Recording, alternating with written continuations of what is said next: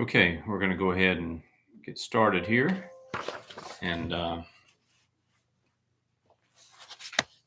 so this is the last lecture of the semester for History of Christianity. So it's been a really good semester. You guys have done a really good job in your discussion boards. You've done a good job on your exams. So all of you are to be commended for all the hard work that you've put into this class this semester. So we've saved probably one of the most impactful movements in Christianity for the last one to discuss, and that is global Pentecostalism. And so not only is it sort of naturally the last thing to discuss because it's a modern movement, but I think it's also appropriate to discuss it because it is far and away one of the most impactful movements in all of Christianity. And so when you think about the modern Pentecostal movement, and so maybe we should define that, right, before we get too far. For this lecture, when I say Pentecostalism, I am referring to, most of the time, I'm referring to what we would call classical Pentecostalism. Those are the churches, the denominations, the groupings of churches that trace their roots back to some of the first Pentecostal revivals in North America in the late 19th and early 20th century.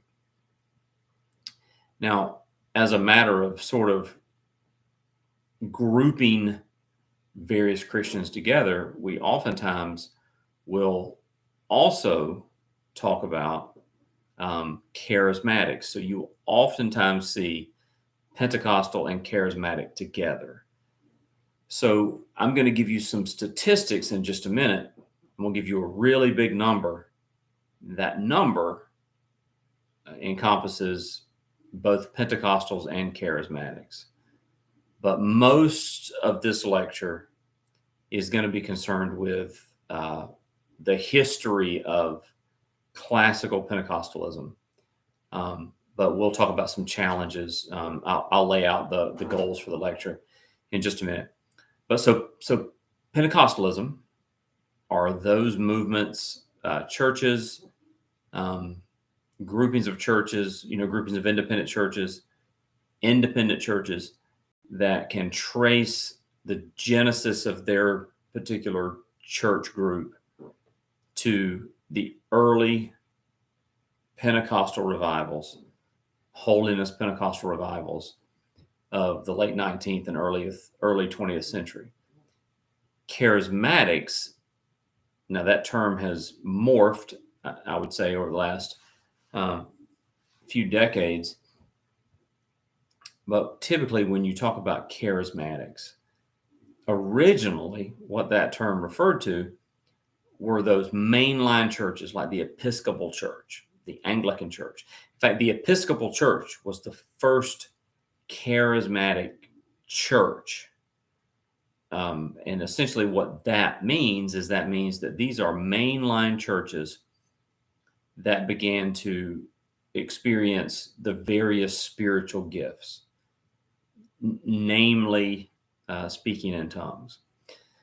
The reason, if you haven't already figured it out, the reason that we use the term Pentecostal is because it is referring to that event in Acts chapter 2 where Jesus has ascended. Before he ascends, he gives the disciples some instructions. He says, okay, first of all, I want you to go and make disciples of all nations, right? And the second thing he said is, I want you to go wait in Jerusalem for the promise of my Father. Now, prior to Jesus's passion, his crucifixion, and his resurrection, especially in John, we read in the farewell passages in John that Jesus referred to this promise of the Father as the Paraclete. If you took me last semester for pneumatology, we talk about the Paraclete, but it's a compound Greek word from para, which means beside. Kaleo means I call. It's first person singular, present active indicative, I call. And so Paraclete would be one called along beside. So Jesus referred to the Holy Spirit as the Paraclete. So when he's getting ready to ascend, he says, hey, go make disciples. But before you do, go wait in Jerusalem for the promise. And he's referring to the Paraclete. So when you read the account of that in Luke's second book, which is Acts, Luke wrote the Gospel of Luke and Acts. In the second chapter of Acts, we see that when the disciples, the 120 of them, were gathered together in Jerusalem, that they heard the sound of a rushing wind. They saw flames of fire that looked like tongues dancing above the heads of everyone there. And then the 120 people in the upper room, the followers of Jesus, began speaking in other languages. Now, the people down below who were in Jerusalem for the Feast of Pentecost heard this. They heard their own language, and then Peter preaches the first sermon of the Christian church. And so, because that event happened during the Feast of Pentecost, Penta means 50, so this was 50 days after Passover. Jesus was crucified at Passover, so this would have been roughly 50 days after Jesus was crucified. And so, because that event in the New Testament happened for the first time on the day of Pentecost, or during the Feast of Pentecost,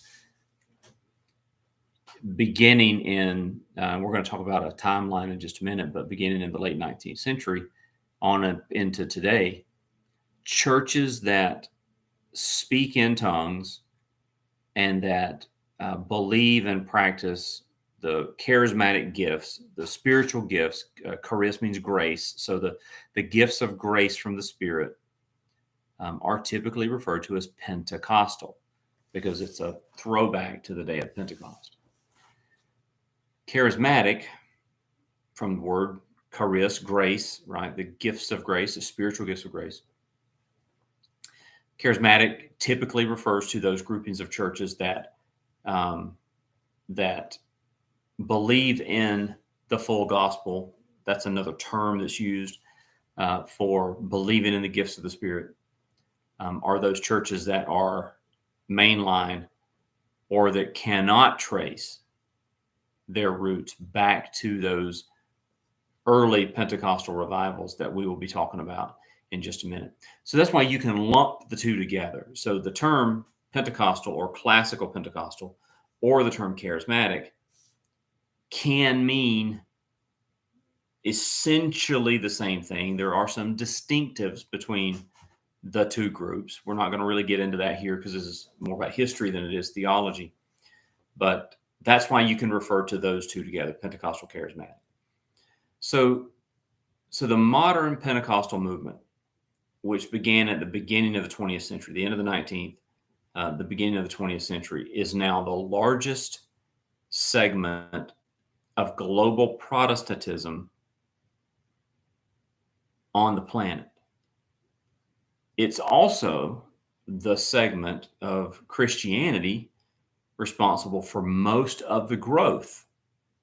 So in Europe and in North America, Christianity is declining, but it's growing in Latin America, Central America, South America, Africa, and Asia. And the form of Christianity that's really growing is Pentecostalism. So today, nearly 30%, I think the number according to Pew Research Group is right around 27%. So 1 in 3, basically 1 in 3 Christians on the planet identify as Pentecostal or charismatic. So here's why I say that the modern Pentecostal movement is one of the most notable historic events in Christianity. So prior to 1896, there were effectively zero Pentecostals. Now, there may have been groups that were speaking in tongues and operating the gifts of the Spirit somewhere in the world that we just don't know about. So effectively, that's why I say effectively, in 1896, there were zero Pentecostals on the planet. By the end of the 20th century, 100 years later, there were over 600 million Pentecostals, and that includes both Pentecostals and Charismatics. 644 million, I think, is the exact number, but I just said over 600 million. So this makes the modern Pentecostal movement one of, if not the most aggressive revival movements in the history of Christianity. That's all within the last 100 years. So that's why it's so important to really understand this, whether your church is a Pentecostal church or not. It's very important, I think, that if you are going to take a class in the history of Christianity, that you discuss this. I teach a course in world religions for a college locally. And when I talk about Christianity, I talk about some of the stuff we're going to talk about tonight because it's such an integral part of global Christianity. So, so here are our goals for this lecture tonight. So the first goal is we're going to discuss the history of the movement. We're going to walk through several revival events, and each of those revival events has a name. Like the first one we're going to talk about is the Shearer Schoolhouse Revival. So Pentecostalism was really formed in the holiness, the Wesleyan holiness revivals of the 19th century. So we're going to talk about some of those revival movements that really formed modern Pentecostalism. And then we're going to discuss the impact of the movement. What impact is Pentecostalism making on the modern church today? And then we're going to talk about some of the challenges that Pentecostals face, they have faced, and what they continue to face moving forward. So, so that's kind of where we're going. That's what we're doing for this lecture. If you have comments or you have questions, just type them into the chat, and I'll do my best to answer your questions.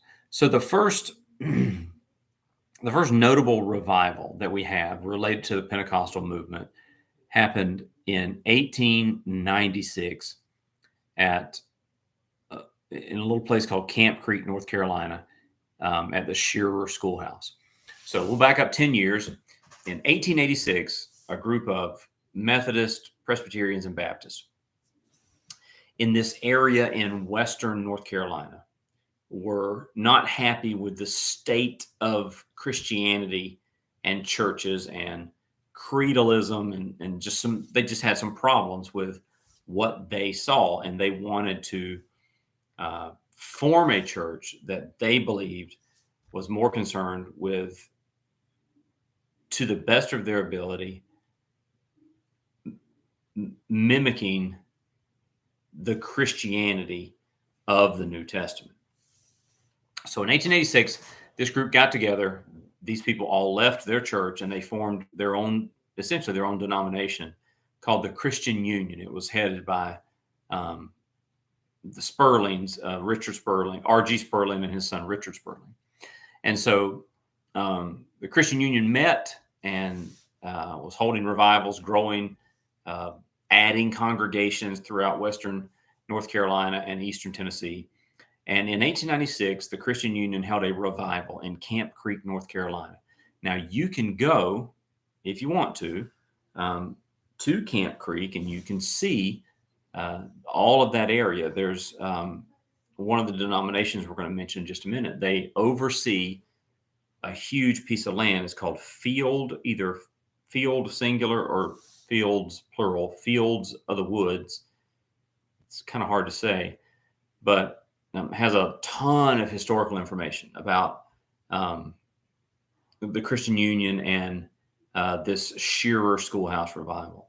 But in 1896, they were having a revival meeting at the Shearer Schoolhouse, and the revival was led by 3 lay preachers, 2 Methodist and a Baptist lay preacher. And so during this revival, people began to come forward and pray for holiness in life and more of God, and to experience all that God had for them. And that group testified that about 100 people in that revival began speaking in an unknown language, began to speaking in tongues in 1896.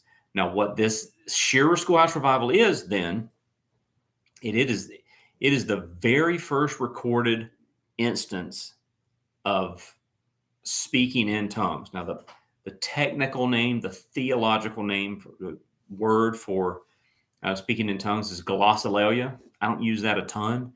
I typically will say speaking in tongues. People understand what that means. Even if they don't understand what it is, they understand what it means. So I typically say speaking in tongues. But this is the first recorded instance since possibly the 5th century, when we saw the decline and eventual end of Montanism, which lasted from the 2nd to the 5th century. So this was a huge moment in the history of Christianity, 1896. So there are 2 current Pentecostal denominations that trace their roots back to the Shearer Schoolhouse Revival. The first is the Church of God, located in Cleveland, Tennessee, headquarters in Cleveland, Tennessee, and the Church of God of Prophecy. I think the Church of God of Prophecy is headquartered in Cleveland, Tennessee as well. The Church of God has Lee University and Pentecostal Theological Seminary. So the Church of God is the oldest surviving Pentecostal denomination in the world. So during this Shearer Schoolhouse Revival, you have these people that were experiencing speaking in tongues. And of course, a small rural community in the foothills of the Smoky Mountains, these neighbors in these areas weren't too fond of what was going on.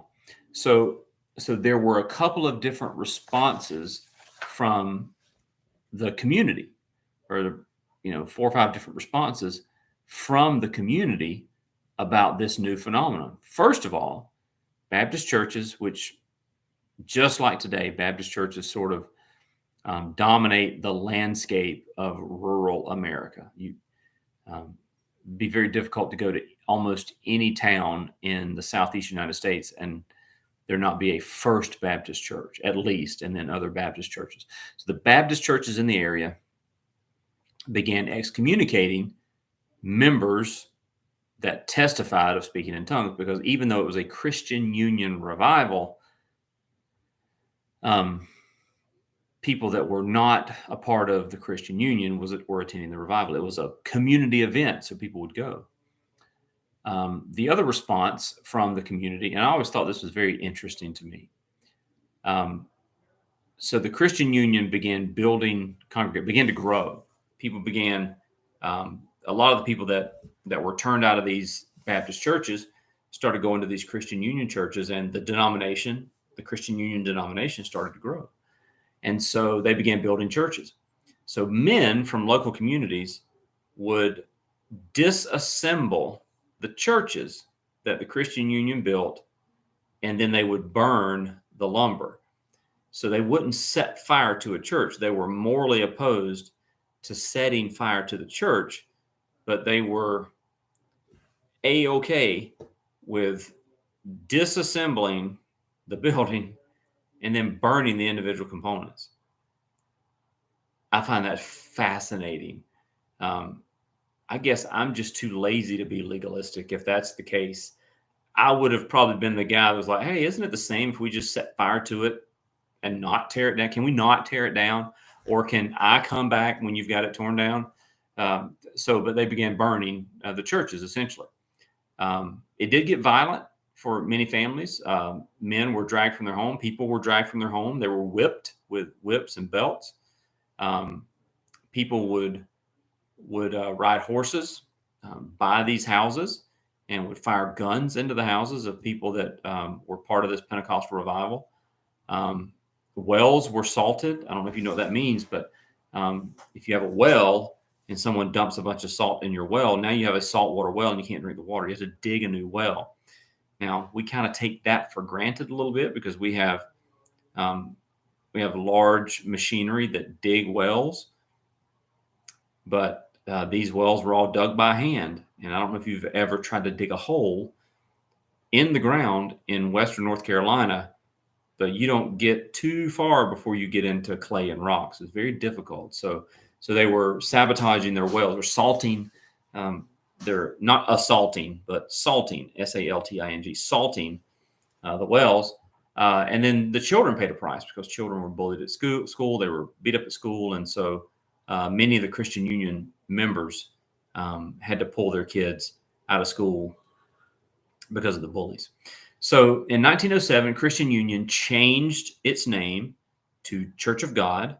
That name comes directly from the King James Version of the New Testament. That's a phrase that Paul used quite a bit, to the Church of God at whatever.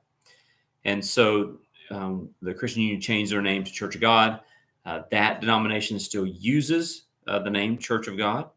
And it is the world's oldest surviving Pentecostal denomination. So it all started in the United States in Camp Creek, North Carolina in 1896. But there were other pockets, and Camp Creek and Shearer Schoolhouse was not in any way even the most substantial revival in the United States or in the world for the early days of Pentecostalism. We talk about it because it's the first, and it still survives today. So that's a Shearer Schoolhouse revival. Another revival that we want to talk about, and someone that we probably should have spent way more time talking about, Charles Parham. But the other event that is notable in the history of Pentecostalism is the 1901 Topeka outpouring. Now, there was a man who was a Methodist minister. His name was Charles Parham. Charles Parham left the Methodist Church and started a school, a Bible school in Topeka, Kansas, called the Bethel Bible School. Opened its doors, had 30 or 40 students at this small Bible school in Topeka, Kansas. So Parham he was a very popular holiness preacher, Methodist holiness preacher. And so he was leaving to go preach a series of revival. And so he was the main teacher for the students. And so he said, okay, while I'm gone, I have a project for the class, for all the students. When I come back, I want you guys to present biblical evidence for what the New Testament referred to as the baptism of the Holy Spirit. And you have to remember, as far as these folks in Topeka, Kansas were concerned, no one had spoken in tongues in centuries. They did not know about Shearer Schoolhouse. They did not know about Christian Union, did not know what was happening with Richard and R.G. Sperling over in Western North Carolina and Eastern Tennessee. So as far as they were concerned, they were searching the Bible to see what was the evidence for that. And so when he came back, his 30 students presented their information, and Parham encouraged his students to begin praying around the clock. And so that's what these 30 or 40 students did. They began praying in shifts for more of God and for the baptism of the Holy Spirit. So on January 1st, 1901, the students were engaged in prayer, and one student a female student, Agnes Osman, asked that her fellow students would lay hands on her and pray that she would receive the gift of the Holy Spirit. Agnes and other students in Topeka testified that while the students were praying, while the students had their hands on Agnes, that she began to speak in other tongues. Over the next 2 or 3 days, by January 3rd, most of the students began to testify that they had spoken in tongues as well. Now, this revival was very short-lived because just a few months later, Parham closed the school, and all of these students, Agnes Osmond and all these other students, essentially dispersed to their native communities, states, and carried this message with them to those states, right?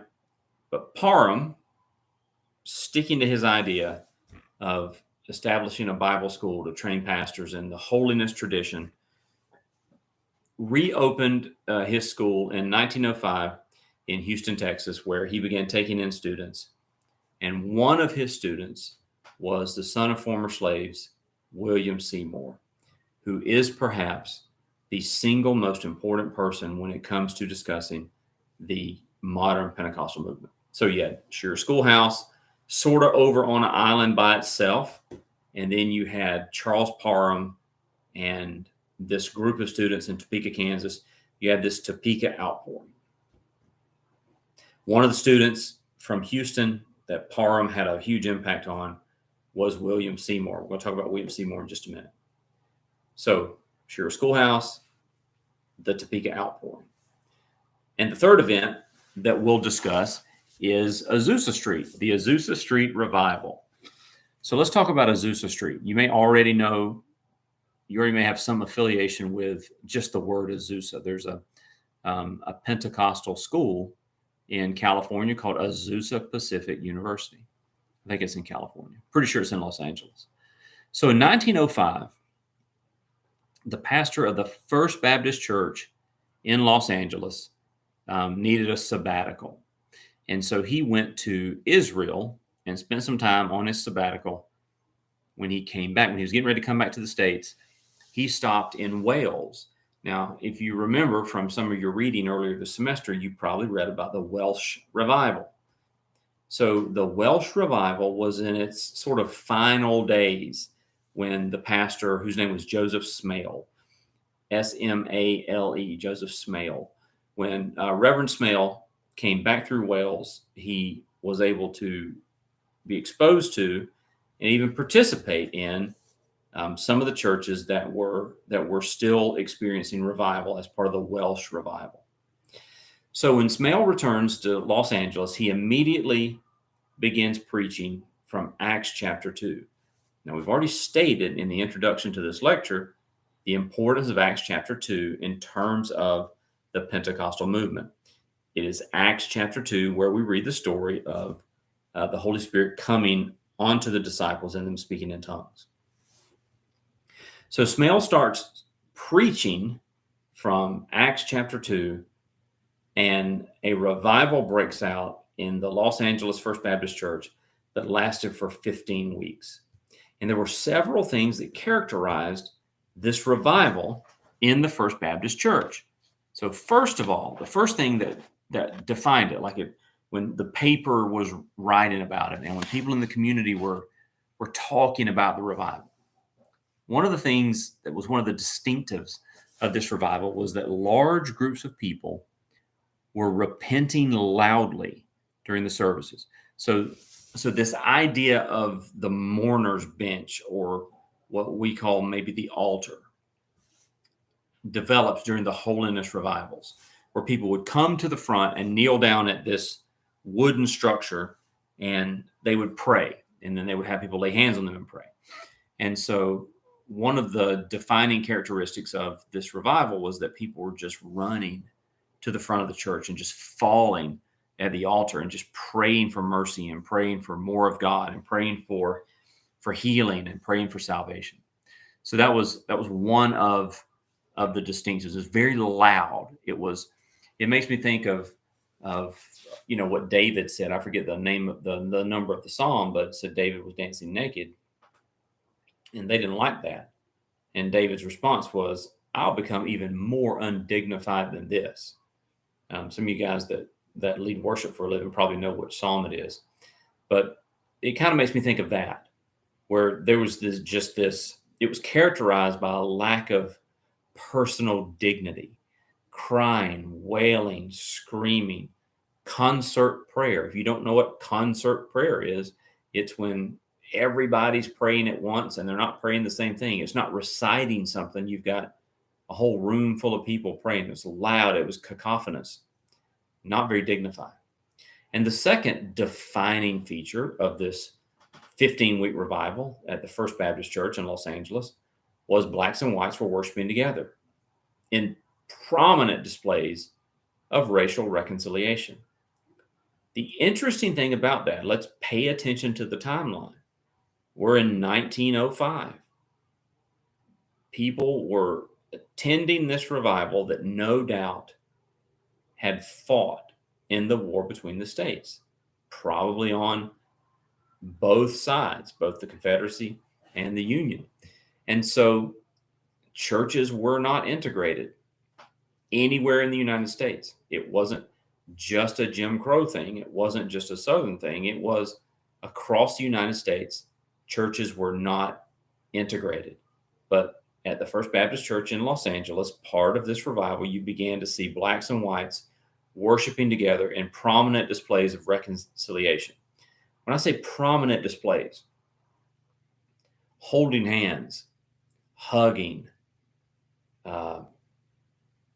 standing side by side, kneeling side by side. We don't think anything about that for the most part. I go to an integrated church. There are a lot of African Americans, a lot of Hispanics, a lot of Asians that I go to church with. It doesn't even occur to me that they're somehow a different race than me. It just doesn't occur to me because it just is what it is. But you have to remember that in this time in American history, blacks and whites in the same building, worshiping together, holding hands nonetheless, hugging nonetheless, kneeling down in prayer, laying hands on each other to pray for each other, white men laying hands on black women laying hands on white men, white women laying hands on black men laying hands on white women, just this fully integrated service. It was one of the hallmarks of the revival. So as the revival began to grow, the leaders in the First Baptist Church came to Pastor Smale and said, either put a stop to some of these undignified displays or leave the church. And so Smale decided that it wasn't up to him to intervene in a work of God, and they fired him. Even after he was fired, and even after he left Los Angeles, that revival fervor still burned. These people were not meeting at the First Baptist Church, but they were meeting in homes. They were in home groups and prayer groups in the home where they were praying for each other and praying for healing. And so there was a really small holiness church in Los Angeles that several of its members, a very small congregation, but several of its members had been a part of the First Baptist revival.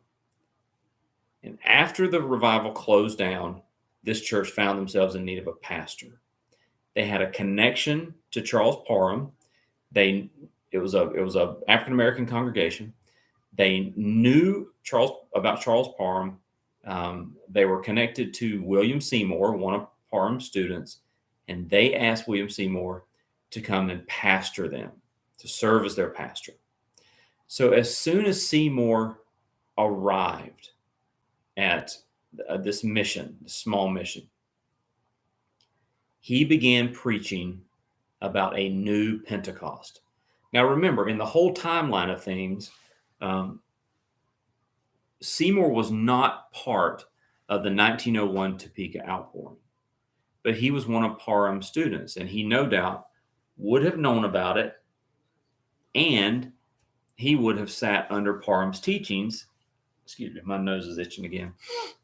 He would have known about Parham's teachings regarding the baptism in the Spirit. So Seymour gets to Los Angeles and immediately begins preaching of a new Pentecost experience, and people began flocking to his services. What Seymour brought to this small black mission was the same revival fervor that Smale had brought to the First Baptist Church. Well, now First Baptist was closed down, and this revival was existing in people's homes, right? But not in the church on Sunday morning. Seymour arrives, and he shows up with this same revival fervor, this same emphasis on the Holy Spirit, this same emphasis on personal holiness. And so people began, whites and blacks began flocking to this mission. Well, they outgrew their present location, and they found a dirt floor warehouse on Azusa Street in Los Angeles and began conducting regular revival services. So the services began growing from just on Sundays, that they started meeting every night during the week and began holding revival services in late 1905, early 1906. So Seymour had never experienced speaking in tongues, but he believed it to be true biblically. He was connected to Charles Parham, whose students experienced it in Topeka. And so Parham was preaching the baptism in the Holy Spirit, that the same experience of the Spirit that was available to the New Testament believers to give them power to witness was available to Christians today. That was the message of the new Pentecost. Well, on April 9th, 1906, a man named Edward Lee, who had been participating in the revival, had been fasting for 10 days and praying for God to give him this new Pentecost experience. And he was attending a Bible study in the home of Richard and Ruth Asbury. Not Asbury like Asbury Seminary, which is spelled Asbury. This is Asberry. So Richard and Ruth Asbury. And he asked to be prayed for in this Bible study. And while they had their hands on Edward Lee, he began to speak in tongues. Now, obviously, everyone that was attending the Azusa Street Revival heard about it. Seymour started telling people about it, and hundreds of people began to experience speaking in tongues. And the Azusa Street Revival lasted from 1906 to 1915, and nearly every major Pentecostal denomination today can trace its roots back to the Azusa Street Revival, except for those groups or denominations. People from all over the world were coming. There was a person that attended the revival that published a newspaper, and so sort of weekly, they were chronicling the things that were happening at Azusa Street. People from around the world were coming into Los Angeles to see what was happening, and then going back to their homes in other parts of the world and preaching this new Pentecost. Something very interesting to think about, and I'll never forget this, and I don't know if this is true or not. I think it is. It's certainly a good theory. But when Paul wrote the book of Romans, Paul had never been to Rome. He did not establish the church in Rome. In fact, none of the original disciples established the church in Rome. One of the leading theories about the establishment of the church at Rome is that there were Jewish people in Jerusalem on the day of Pentecost. And they stayed because, it says there were 3,000 people that believed and were baptized on the day of Pentecost. And so a leading theory is that some of those people went back to Rome and started churches in the capital of Rome. So this is how the Pentecostal movement really spread. You had all of these people worldwide that were coming into Los Angeles, which is an international city. You had all these people that were coming up through Mexico that were, coming from Asia by boat, or coming from Eastern Europe by boat over the Pacific, or railway, landing in New York or Savannah or somewhere like that, and traveling by railroad all the way to California to attend this revival. And then they would go home and they would start churches preaching the new Pentecost. And so that is really how the Pentecostal movement really began to spread so quickly. Now, the Azusa Street revival had several distinguishing features, just like the 15-week revival at First Baptist had several distinguishing features. The Azusa Street revival had many distinguishing features. So first of all, it was led by an African American, William Seymour, who eventually experienced speaking in tongues, had never experienced it before, but believed it. And the fact that William Seymour was a son of slaves, he was a first generation free black man, that God would choose to send this revival through the preaching of an African American was unheard of. African Americans weren't leading revivals in the nation because the nation was still a fairly racist place. Even though the Civil War was over, it was not easy to be black. And I don't know if that surprises you or not. It shouldn't. But the fact that it was led by an African American is a pretty significant event in itself. Just like First Baptist, it was fully integrated, but not just blacks and whites. By this time, because it lasted from 06 to 15, you had blacks, whites, and Hispanics from Mexico all worshiping together. The other thing that's interesting about Azusa Street is that women had a very visible leadership role in the revival. Women were leaders in the movement, in the revival. Another feature, thousands of revival participants testified to speaking in tongues. That's sort of the big distinctive, right? That people were speaking in tongues, but not just speaking in tongues, but hundreds of people were testifying to physical healing, deliverance from alcoholism, marriages being reconciled. So that was a defining feature. And then I've already mentioned it a little bit, but it created significant missionary fervor. Hundreds of missionary efforts were launched as a result and from Azusa Street.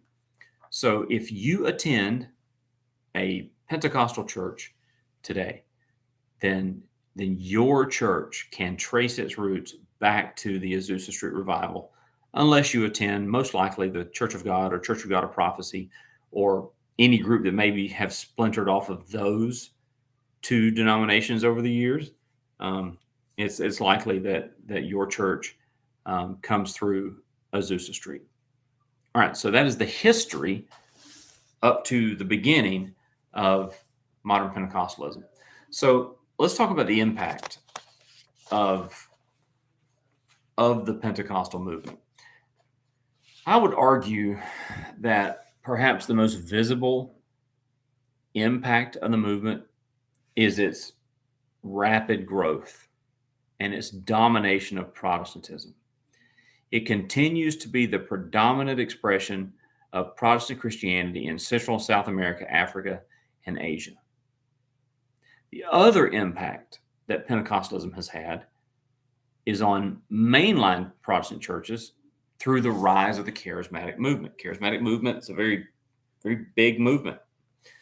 A lot of people confuse Charismatic and Pentecostal, even though sort of, you categorize them sort of together, but there's enough theological distinctions where you really shouldn't. But the Pentecostalisms impact on these mainline churches that launched the Charismatic movement can't be understated. The other thing, which some people don't think about, so when you go back in time, go back over 100 years, go back to the end of the 18th century, end of the 19th century, beginning of the 20th century, churches were very sort of high church, right? You had very formal singing, you had responsive readings, it was very formal event where a lot of what was done by the professional clergy or people trained in the church. If you had a woman that sang opera, for instance, in the city, it would be unusual for her to be the main attraction at the church because she would sing at the church. But one of the biggest impacts on Protestantism is this very expressive worship, praying out loud, raising hands, lively music with tambourines and guitars and other sort of non-organs, right? Non-organ music. So this type of worship has permeated non-Pentecostal Protestant churches and is really responsible for much of what we see in the modern Protestant church. It's very interesting. I came up through the Church of God. That's how I know so much about Shearer Schoolhouse. I had to take a class at Lee University in Church of God history. So I traced my Pentecostal roots, back to Shearer Schoolhouse and not Azusa Street. But when I was younger, Baptist churches, which dominated the landscape in South Georgia, were still very formal, right? They would have choirs, but not a lot of congregational singing. Down the road in the little Pentecostal church where I live, people were standing on their feet and singing and raising their hands and crying and speaking in tongues, and it was very lively, and it was, everyone had a role. And so if you fast forward several years, I found myself helping to plant a Southern Baptist church. That's another story for another day. In the town I lived in Valdosta, Georgia. It had already started, and I joined the church when it was maybe 3 months old. So really it had already been planted and already started by the time I got there, but I was a part of the formation of that church for 10 years before I moved to Florida. And I was so surprised when I started attending the church because I could not tell much of a difference between the type of worship I was experiencing at this Southern Baptist church and the type of worship I experienced growing up in a Pentecostal church. There were some elements that were absent. Obviously, they weren't speaking in tongues, and people weren't, crying out and things like that, but raising hands and tears and just very expressive. And so you can thank the Pentecostal movement for these non-Pentecostal denominations adopting this congregational, really expressive type of worship. The Pentecostal movement has also popularized laying on of hands and using oil to anoint the sick. Now, that's something that has existed in Christianity since the beginning, but in American Protestantism, it had sort of fallen by the wayside a little bit. But you can go to almost any Baptist or Methodist or Nazarene or any non-Pentecostal Protestant denominational church in the United States, and at some point they will bring out the oil and they will anoint someone and pray for them. And so you can thank the Pentecostal movement for bringing some of that back.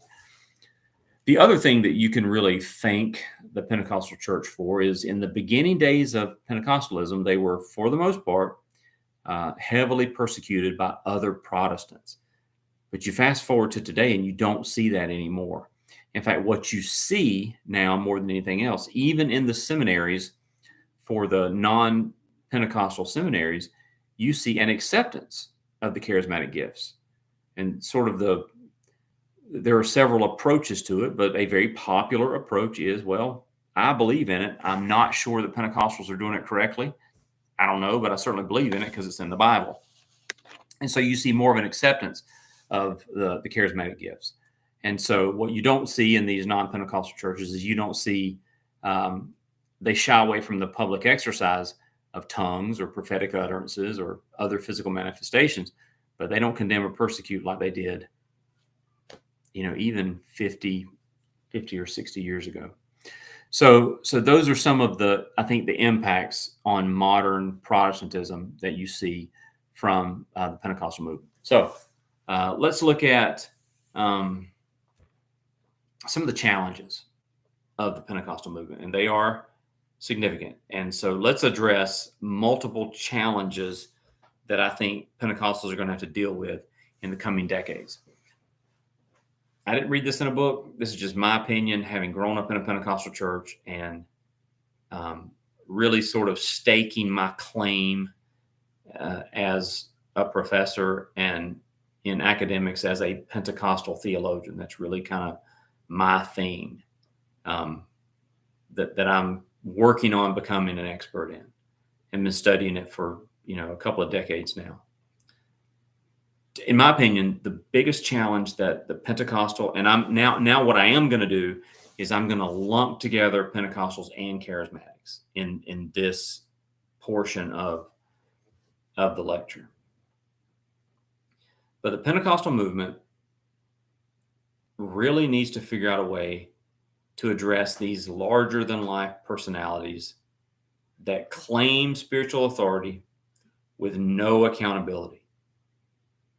Because this is breeding scandal after scandal after scandal.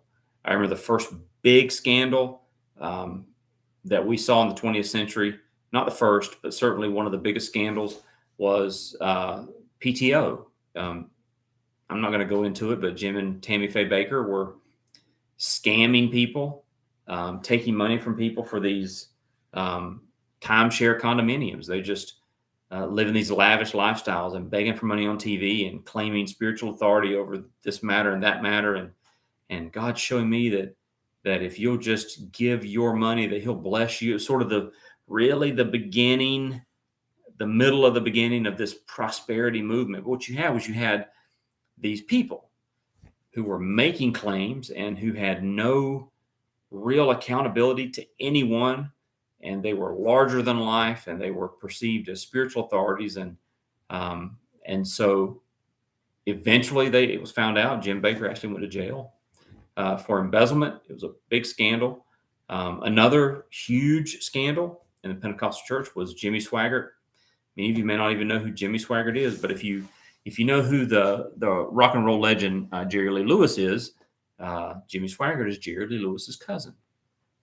And where Jerry Lee pursued rock and roll, Jimmy Swaggart pursued preaching, and was one of the probably in the 60s, 70s, and 80s, one of the most popular, one of the most widely known preachers in the world. Had a television ministry that reached millions of people. He was Assembly of God, which is probably the largest Pentecostal denomination. I don't know if that's still true or not, but at one time, Assembly of God was the largest Pentecostal denomination. But it turns out Jimmy Swaggart was caught with prostitutes, not just once, but multiple times. And so what you had this really larger than life figure that had no accountability, that had the world at his fingertips, that was seen as a spiritual authority, did whatever they want. Whatever they said was law. They almost acted as if they were above accountability because they were super spiritual. Another scandal was this prosperity preacher named Robert Tilton. Robert Tilton really popularized the prosperity movement in the 80s and 90s. And he was on TV, had this huge TV following, was asking for money to do mission work, and he would pray while he was on the camera. You can find some of his videos on YouTube, and you find people that make fun of his videos on YouTube for sure. But Robert Tilton would, he would be praying. He would say, "God's showing me that there's, this person or that person in this city or that city, and God's saying, be faithful and give this money, whatever." And so one of the nightly news shows like 2020 or one of those sort of news magazine shows discovered that this guy lived in a mansion, had property in Florida, had a yacht, was living this opulent lifestyle. All of this money that he was telling people to give to his ministry so that they could preach the gospel across the world, was taking the money and living like a king. There was another scandal was Earl Polk. Earl Polk, pastor in Atlanta, began teaching that Christians were little gods with the authority of Christ, just unchecked. Nobody in his life, no accountability. This really dominant spiritual authority or perceived spiritual authority that when the man of God or woman of God says, "God spoke to me," and people believe that, whether God spoke or not, they believe it, and there's no accountability. And if you do question it, right, if you're one of those people that says, "I don't know if God said that," then you then find yourself potentially opposed to God, right? The words that these people use are considered the words of God, and that's what Earl Polk did. Turns out Earl Polk was accused of sexual misconduct, accused of molestation, and it ruined a lot of people. Probably you may not, and a lot of you may not know, but I remember when I was in college, I had to read a book by a man named Ted Haggard. It was a great book. Ted Haggard had a great story of taking the gospel to Colorado Springs, Colorado, which was one of the leading cities in the nation for the occult. And he and some other pastors began praying together, and a revival broke out in Colorado and turned that city around, like really turned it around. Ted Haggard was a charismatic Pentecostal preacher. He actually was the president of the National Association of Evangelicals. Ted Haggard was seen as an authority on church growth and spirituality and discipleship. And then it was discovered that Ted Haggard was having regular homosexual encounters with male prostitutes, which he confessed to and stepped down to, receive counseling and things like that. But you had this spiritual authority that was, proclaiming the Pentecostal message, proclaiming spiritual authority, when in reality they were engaging in sinful activities unchecked because of their spiritual authority. And the last one we'll talk about is the at the time in the 90s and early 2000s, the largest Christian congregation in the world was in North Korea, Seoul, North Korea. It was I forget the name of the church now, but the pastor was David Young-E Cho. And David Young-E Cho would say some crazy things, but he had set himself up as this spiritual authority where he would say what he wanted, do what he wanted. He had his people donating money, and turns out he was embezzling money and buying stocks that for his son's company. Went to jail for 3 years over it. But the point of that is one of the biggest challenges, in my opinion, to the Pentecostal movement is Pentecostals seem to like celebrities. They tend to like the man of God or the woman of God that speaks with authority and speaks with a spiritual authority and speaks very confidently about power over the kingdom of darkness. And Pentecostals love that. And they treat those people like they can do no wrong. And that is a real challenge to Pentecostals moving forward. Now, you are seeing larger Pentecostal denominations, larger Pentecostal churches, particularly independent churches. It's typically in the independent churches where you see that. Or if there's a denominational church, like in Jimmy Swaggart's case, that he's so big that the denomination really has no control over him anyway. Because the denomination tried to, after it was discovered that Jimmy Swaggart was having sex with prostitutes, the denomination stepped in and tried to say, hey, here's some things you need to do to deal with this sin in your life. And, he just didn't have to do it because he was Jimmy Swaggart. So you typically see it in the independent movements, but I think Pentecostals are going to have to get a hold of that. I think they're going to have to, if they claim to reflect the entire gospel and the entire Bible, that's one of the hallmarks of Pentecostalism, that they believe in the full gospel. If it's written in the Bible, we believe it. Well, accountability is written in the Bible.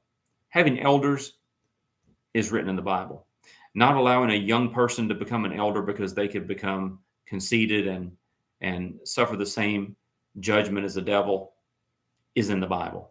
So anyway, I think that's a challenge for homosexuals. Some people argue another challenge that Pentecostals must really deal with, and this was in one of your discussion questions, is there is a sharp decline in Pentecostal denominations among millennials. Even so, I'm a Gen X. So among Gen X, I'm 50 years old, and even younger, you're seeing this sharp drop in the number of people that belong to a Pentecostal church, but don't experience speaking in tongues. In the beginning of the movement, in the late 19th and early 20th century, Shearer Schoolhouse, Topeka, and Azusa Street, almost everyone, right? It was the defining aspect. Well, now what we're dealing with is Pentecostal denominations are seeing a very sharp decline in these exercising of the gifts, mainly in the United States. I think global Pentecostal churches still retain that distinctive. But one of the other challenges that Pentecostals face today is that the Pentecostal church, just like other churches in the United States, is on the decline. And so what a lot of denominations have is they have more members outside the United States than they do inside. I know the Church of God in Cleveland, Tennessee is this way. It literally has more members outside the United States than in. I think there's about 7 million members in the denomination, about 1 million in the United States, 6 million outside the United States. But the leadership is still American bishops, right? The Americans are still. And so I think that Pentecostals are going to have to figure out a way to deal with that, because what's happening to Pentecostalism, has been uniquely American, right? Because it formed in the revival movements in the United States and then spread throughout the world. But now what's happened is those revival fires are still burning across the world, but they're dying in the United States. And so rather than having this uniquely American distinctive, Pentecostal churches are developing these other cultural distinctives, these Latin American distinctives, these Asian distinctives. And so the Pentecostal church is really going through sort of a demographic change that is affecting the theology. And that's another lecture for another time, but that is a challenge for Pentecostals. So here's what we've done tonight. We've chronicled the major revivals: Shearer Schoolhouse, Topeka, Kansas, Azusa Street, right? We've chronicled that. We've talked about some of the distinctives. We've talked about some of the challenges. We've talked about some of the ways that the Pentecostal church has influenced other churches. And even in the midst of all the challenges, the Pentecostal movement continues to grow. And so it still maintains its missionary zeal. And so for the foreseeable future, the growth of Christianity as a world religion is linked to the growth of Pentecostalism in a way that can't be denied. You can't ignore it. You just can't, because if it wasn't for Pentecostalism, Christianity wouldn't be growing at all, for the most part, right? That's a generalization, but anyway. So that's it. That's our lecture on Pentecostalism. I wanted you guys to understand the genesis of the movement. I wanted you to understand some of the main events and timelines. And so that concludes our lecture tonight. That's the last lecture of the semester. So thank you for listening in. Please text me or send me an email if you have any questions, and I'll see you guys soon.